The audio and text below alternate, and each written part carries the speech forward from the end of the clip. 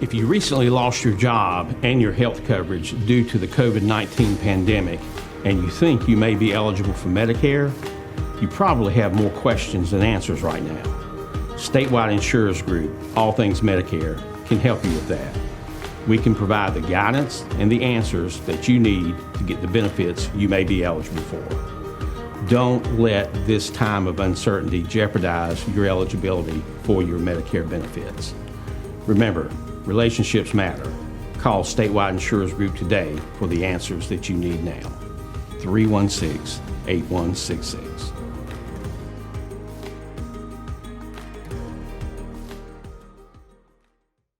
Being prepared and trained is the best way to keep your family safe. The best way to be prepared is to learn from those who've spent a lifetime protecting us. Barnes Safety and Consulting LLC offers concealed carry classes with instructors who are law enforcement officers active and retired with more than 100 years of law enforcement experience. Monthly classes are taught year-round with private classes and special group rates available. Classes are $75 and held in the Bailey area. Call or text 1-800-653-0643. Get your concealed carry permit and avoid becoming a victim.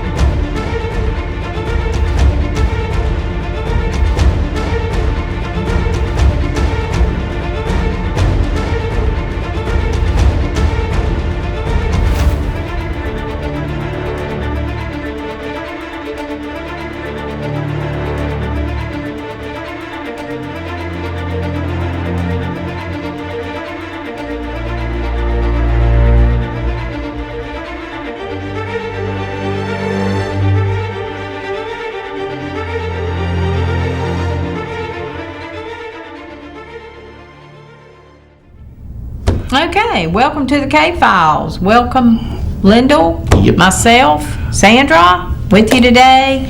Got a good show for you. Yep.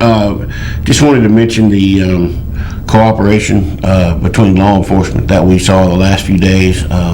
They were looking for a missing gentleman who turned out it's probably going to be that he took his own life. So I typically, coming from the newspaper business, we don't typically report on those things. Right. But I did want to mention the level of cooperation that Nash County, Edgecombe County, everybody else involved in looking for this guy. It was a good thing that they were able to find him for his family. Well, Nash County was able to use resources, which was a helicopter, to the degree of a helicopter, from Edgecombe County. Nice. From Edgecombe County to do this. And so, as you said, the corroboration was great. Mm-hmm. Absolutely. And it prevented a long-term missing persons case.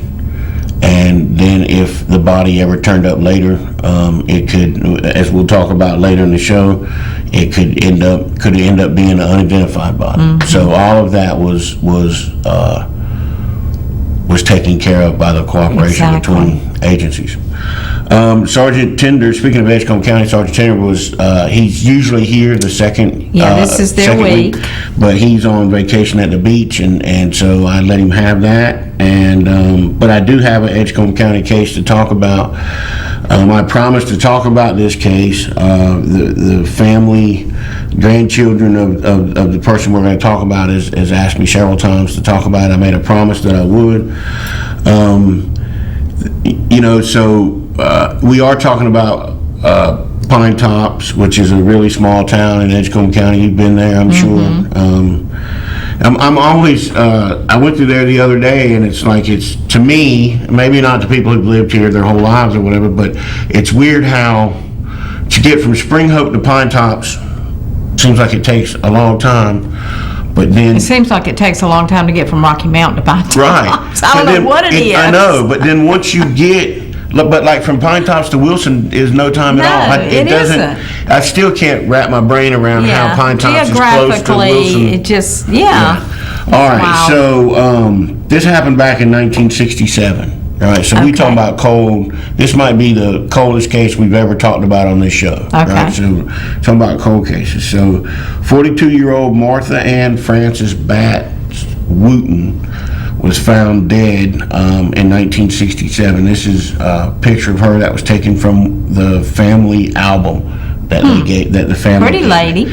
Yeah, she 42 years old, 1967.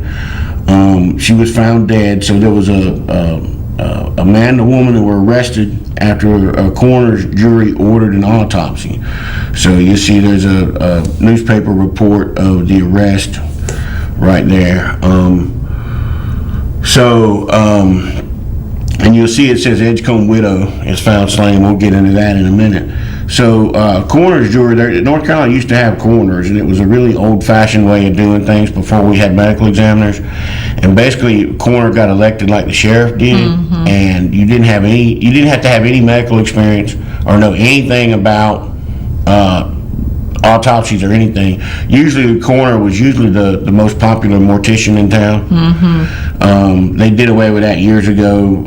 Thankfully, some states still have it. Mississippi still has it. There's some other states. It's a real problem because it puts politics into autopsies where there really shouldn't be.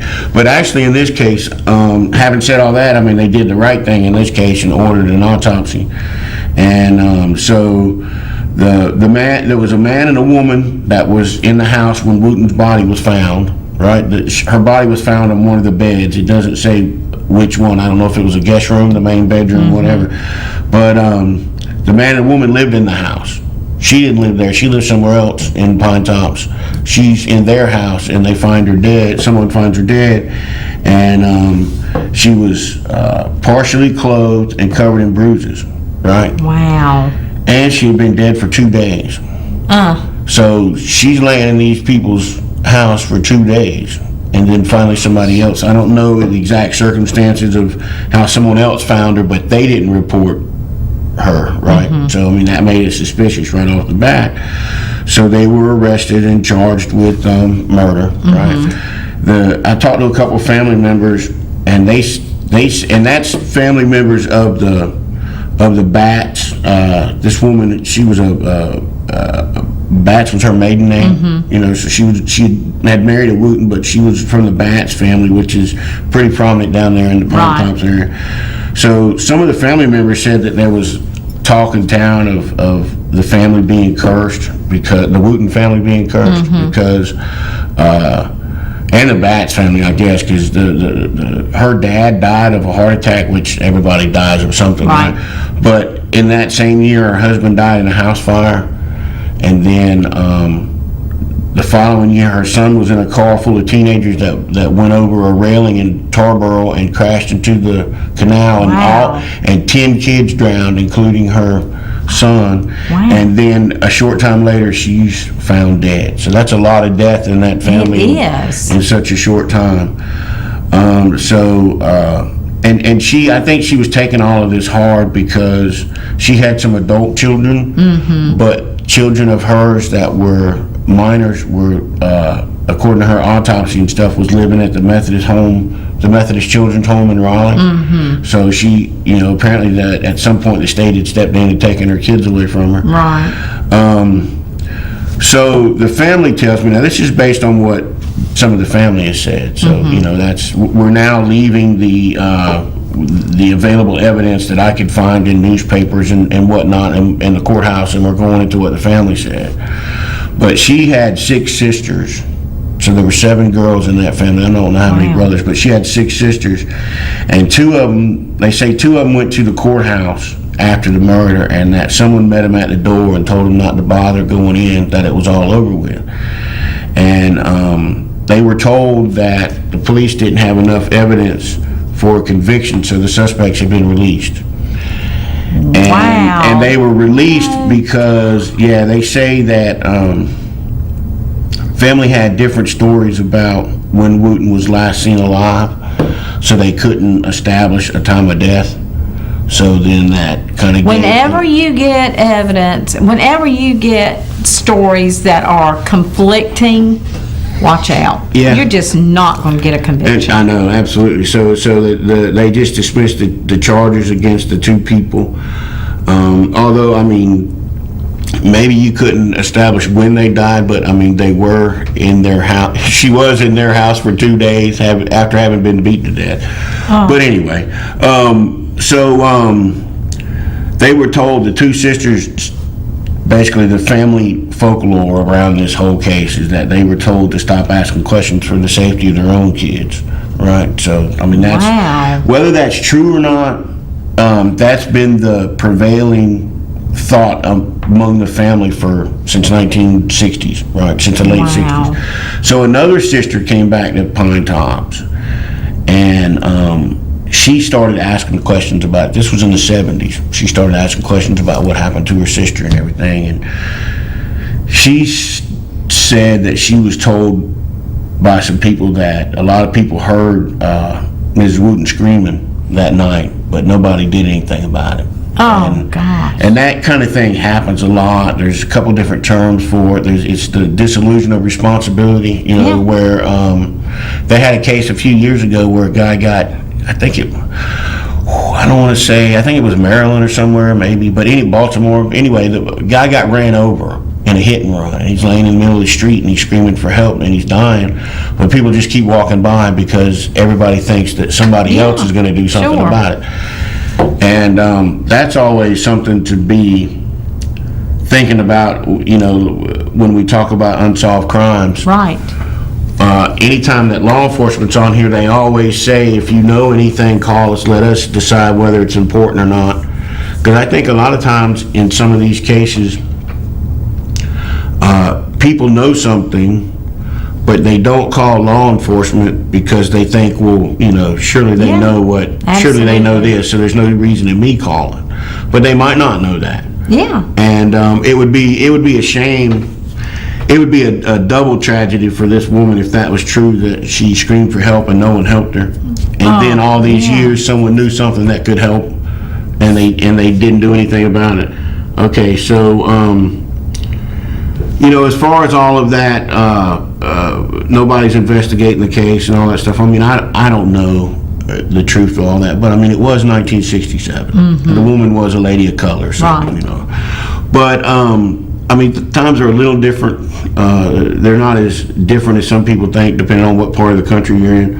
But, I talked to law enforcement, and I talked to the police chief down there, a really good guy, and I talked to people at Edgecombe, and they picked up this case right away. They had a file on it. They looked back into it. They talked to. Well, I mean, I don't know. I mean, once I turn over what I got, I don't know where the investigation goes. I don't. That's true. But I mean, they were going to talk to family and whatnot and see what they could do and all that stuff. I mean, this is a case that from the 60s through the 70s, through the 80s, through the 90s, through the 2000s, through the 2010s. Yeah, so I mean, people are dead by now. Witnesses. Everybody's dead. Everybody's dead. That's very good point. That's what I was getting to. Is that the two suspects, the man and the woman, they're dead. They died a while back. Just about everybody involved in the case is dead. There was a Jack Harrell who was a detective in charge of the case back then for the Edgecombe County Sheriff's Office. He went on to be the chief magistrate of Nash, Edgecombe, and Wilson counties all the way up to the 90s. He's died. So I think probably everybody in the case is dead. So this is one of those ones where, why even bother talking about it? Because I think that even if there's no resolution in sight, and even if the suspects are dead, these cases are still worth talking about. Oh, absolutely. Because somebody might know something that could help law enforcement help the family. Yeah, absolutely. You might not ever reach a conviction, but I've seen, we talked about the Cheryl Watson case where law enforcement has long thought that the man who did it was in prison for another crime, and he recently died in prison. So, you can at least console the family that, we were never able to bring a conviction, but the person who we always thought did it is now dead. Right, absolutely. So, so there's that in it. There's, family memories and the stories surrounding this case, and then this online tribute right here is all that remains of the whole case. There's her gravestone, and there's her online information. It's a really sad case. Family members. There's a family member that's working on their master's degree in forensics. So they're really interested in this case. They've had some other family members contact me. They live out of the area, but they're using this case to, in their studies and all that, which I can appreciate. But sadly, it's one of those cases where you just don't, you never know. I've had a lot of them over the years. There was a lady that lived in Rocky Mount. Her name was Betty. She was actually a nurse, Nurse Betty. But she was found in, or actually her car was found up in Nags Head area. This was a long time ago, and no resolution to that case. I had another case where Corrine Badson was missing from her house in Richlands. You ever been to, where Richlands is? I know where Richlands outside is. of Jacksonville. Yeah. And they found her body in her car down at Carolina Beach, and they long suspected the husband, but couldn't do anything. And he died, 2 decades ago. Wow. So these cases, they're the ones that kind of really bother me when it comes to unsolved murders, because once you get to the point that the families are dying, the suspects are dying, yes, law enforcement people that work the cases are dying. You don't. When law enforcement dies off, you lose that institutional memory. Yes, that people absolutely have. Oh, I remember that case. Another aspect of it is just the community in general, like the reporters who worked on the case. I've received a lot of help over the years from reporters that used to work at the Telegram. That Mike Hickenball is a good example, and Mr. Eckert, Jay, I don't know. Anyway, Eric. Thank you. J. Eric Eckert, they've helped me a lot over the years with different cases, but when it gets to the point that they're dead, right, who's going to help the next people that come along with some of these cases? So that's why I think it's important to talk about them and to get them out there again, and who knows, maybe we can do something to help these families out. Absolutely. So, folks, we'll be back in just a minute. Break. Yep.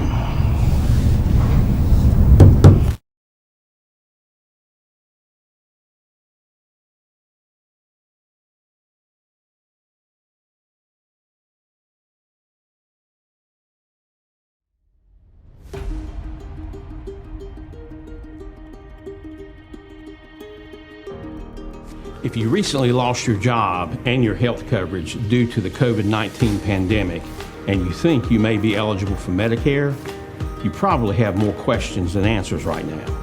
Statewide Insurers Group, All Things Medicare, can help you with that. We can provide the guidance and the answers that you need to get the benefits you may be eligible for. Don't let this time of uncertainty jeopardize your eligibility for your Medicare benefits. Remember, relationships matter. Call Statewide Insurers Group today for the answers that you need now. 316-8166.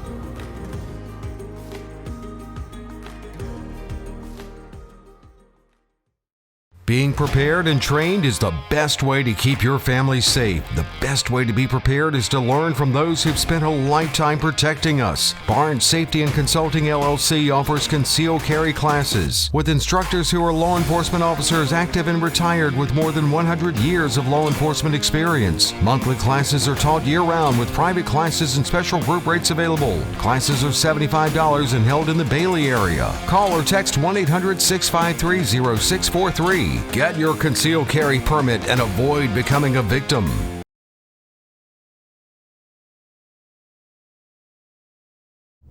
Okay, and welcome back to the K-Files. I got a couple announcements, but yeah, you do. Yeah, but I want to walk people through everything in case they haven't seen all the shows or whatever. Yeah. You know?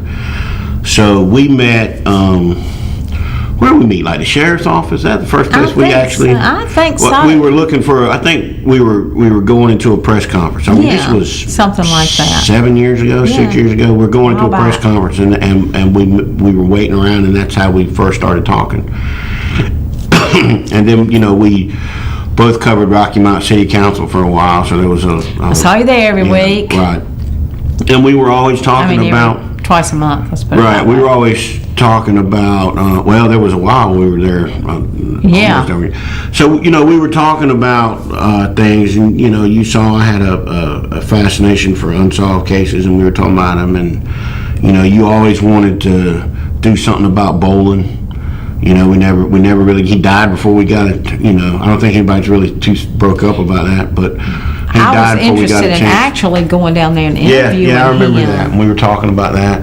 And then we were talking about some sort of show. I mean, we talked about this show for years. We did. Until, and then there was some resistance when I was at the Telegram. They weren't too keen on it. And I mean, it's weird because years ago, the Telegram had a lot more involvement with WHIG, right? I mean, they used to be on the show. I think my boss, Gene Metric, used to have his own news show or something. He did like have that. something. That's how he met his wife, his late wife. Right. Okay, so anyway, when I left the Telegram and went to the Enterprise and the Wilson Times, I had a little bit more freedom, and we were talking about what to do, and that's where we said, hey, let's just do it. Quit talking about it and do it. That's right. And I think you had the good idea to make it. I said I wasn't going to do it without you, if you remember that. I said, I appreciate. We have, I said I'm not going to go on the air with Clint Williams or anybody like that. I'm not. I'll only do it if you're going to be a part of it. So we were looking at how to do it, and you had the good idea to make it part of the morning show. I mean, that in that same block, because you're already here and we're already filming it and everything. So if we make it part of that 2 hour block, right, you do once a week. And I thought our viewers in the mornings were the type people, and I'm finding out they really are the type people that enjoy this kind of thing. Yeah, so we decided, okay, we'll shoot it live on Thursday mornings, and then we'll replay it. As many times as we can during the week or whatever. And that's what we're doing. Thus, the K-Files was born. Right. And we've had, then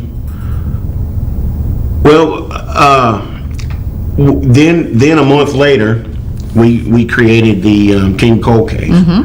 And that the idea behind that is to raise money. Right. It's to raise money to pay out rewards in cases. Right. And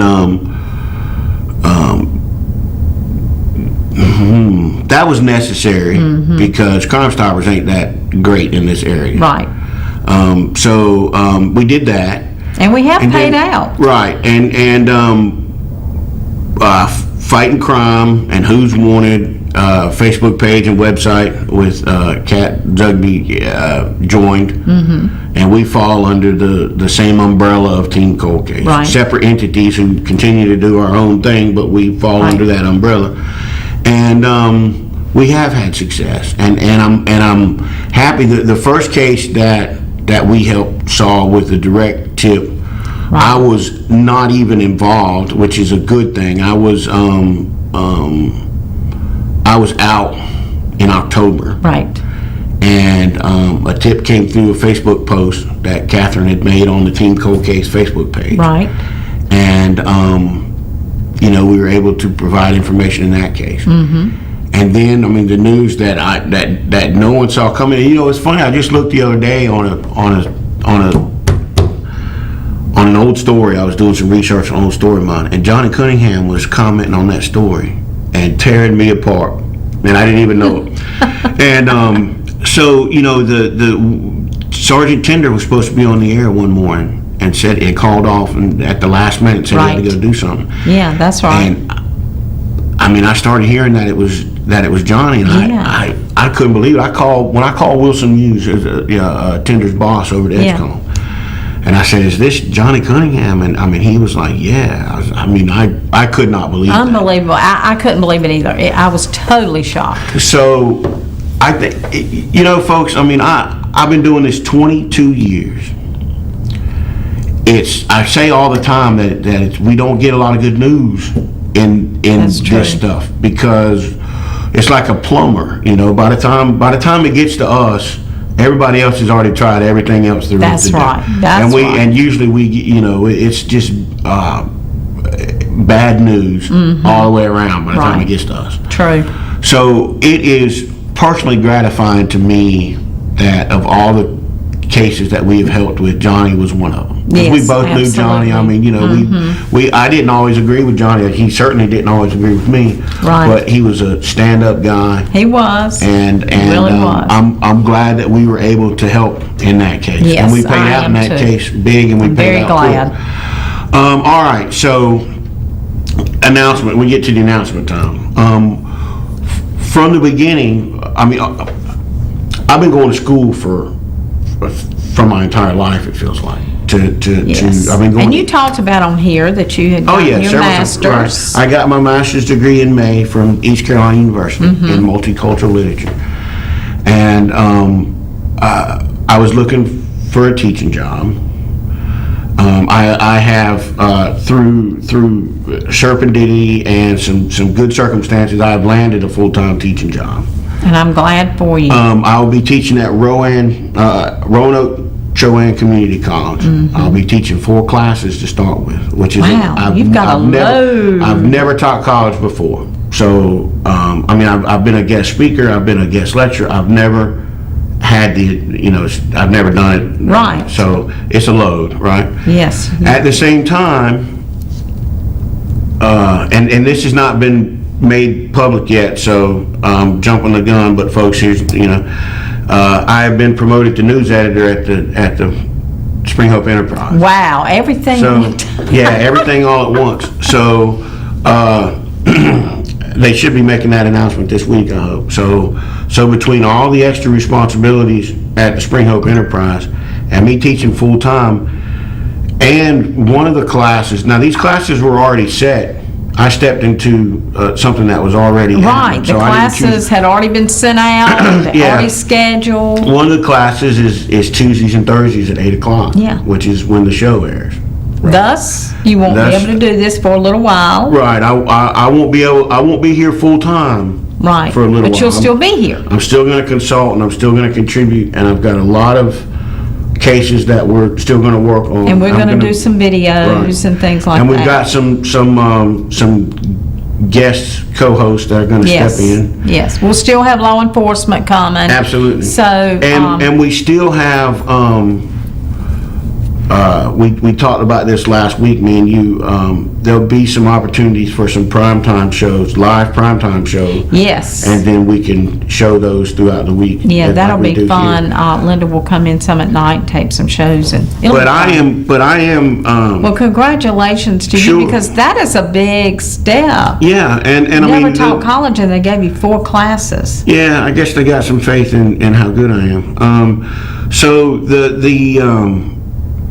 thing is that the show and Team Cold Case and all that's extremely important to me, right? And I'm not quitting. We know that. I'm not stepping away or anything like that. Right, we know it's that. It's just a conflict of yeah. Well, you've got to do what you've got to do. I mean, that's a big increase. I mean, I think that one of the things I'm doing is I'm working on putting a video package together on Magdalene Puckett, and that'll be one of the first contributions to the show after this week. I have wanted to do that case for so long, and so stay tuned. Yeah, I've got some other stuff that we're going to do, and the unidentified is really important to me. I continue to write about it in the newspapers, and we will continue to film the segments here for YouTube.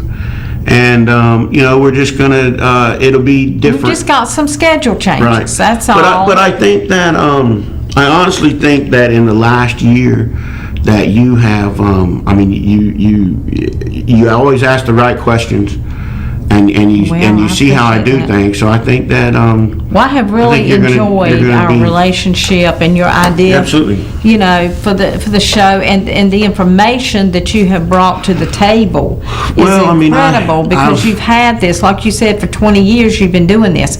So you brought a lot to the table and will still bring a lot to the table. So we're excited for you, but we're excited that you're still going to be involved with us. And, Right. And, And- thank you for everything you've done. Sure, well, I appreciate that, and I thank you for the opportunity. Absolutely. You know, I mean, if you'd, look at me. If you'd have said, "Hey, you're going to have a TV show one day," no one would ever believe that.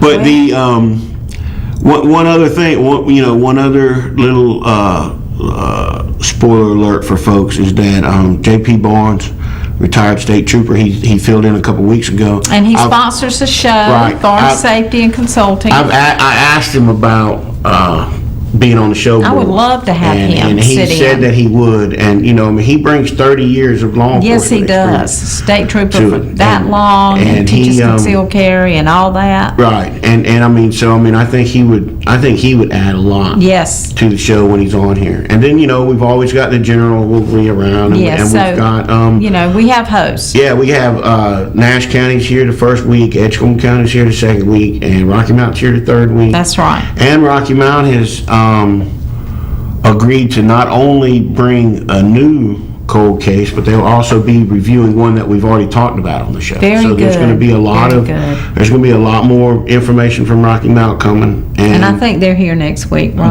Yes, that Lieutenant Seaman should be here next week. Okay. And there's just I think it's going to be new and different, but I'm excited about what can happen and what law enforcement, you might be able to talk them into staying on a little longer. Yeah. Usually we have them on here for 10 minutes or so. Keystone was on here last week. I could have talked to him for the whole hour. Oh, yeah, we can always so- bring the sheriff in. He will Right. always come and sit in. So, And maybe now that he's been on here, we can get Sheriff Atkinson and He'll the come police too. chief to sign yes, up. the K-Files So- will go on. Oh, yeah, absolutely. The K-Files. Yes, absolutely. And it I has love been the name of it. Yeah, well, You came up with the name of it. Well, I started that at the Telegram. Yeah, right? and you said, let's continue that to the Yeah, we were show. trying to think of a. I remember we were at the Telegram. We were trying to think of something to call this. Yeah. And Jeff Herron, who he's dead now, the editor there at the time, he actually came up with this. And my son designed the little logo of it. Your son And- did a great job with that. Yeah, too. he's pretty good at what he does. He designed he does everything. He works cheap too. Yeah. He's starting to charge me money for these things. Oh, really? Yeah, I don't blame him, but Well, no, it's time free labor consuming. free labor is over with when it Very comes to time artwork. consuming for him. So, Well, I have really appreciated this, Sandra, and like I said, I will be back. There I will be know. times that I'll be here live in the studio, and I'll be sending videos. And in December, ends the semester Right. that you're doing. And I should have more. I should be able to better pick my classes. Yeah, next And I'll make semester, sure that starting it- in January, you should be able to pick. I'll make sure there ain't one at 8 We'll o'clock make sure he Thursday. doesn't pick 8 o'clock. Thursday He didn't morning. pick these. They were, Right. as he said, the But I'll make schedule was sure I already don't- made. Yeah. So yeah, we'll. So next semester, We'll we truck should along. have Lyndall back. So anyway, well, we wish you all the luck in the Thank world. you so much. I think the world of you. You're a great journalist. You're going to be a great professor at Roanoke Chowan. That is in a Husky, isn't it? It is, and I had to learn how to say that. A Husky. It's a house key is the way that I learned. They taught me. Really? Yeah, just think about a house key, and if you say a house key, you'll get it close enough. Okay. So Very good. Yeah, I love that little town. It is. reminds me It's of a- I grew up in Sanford. It reminds me of that. Yeah, it's So, a neat little town. Yep. We have a friend I'm- that lives there. I'm leaving Used here to now to live go up there. I got to finish all my there.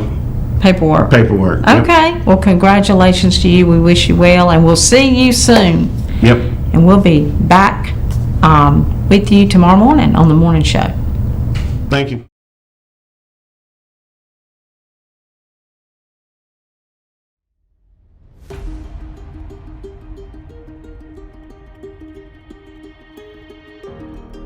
If you recently lost your job and your health coverage due to the COVID-19 pandemic, and you think you may be eligible for Medicare, you probably have more questions than answers right now. Statewide Insurers Group, All Things Medicare, can help you with that. We can provide the guidance and the answers that you need to get the benefits you may be eligible for. Don't let this time of uncertainty jeopardize your eligibility for your Medicare benefits. Remember, relationships matter. Call Statewide Insurers Group today for the answers that you need now. 316-8166.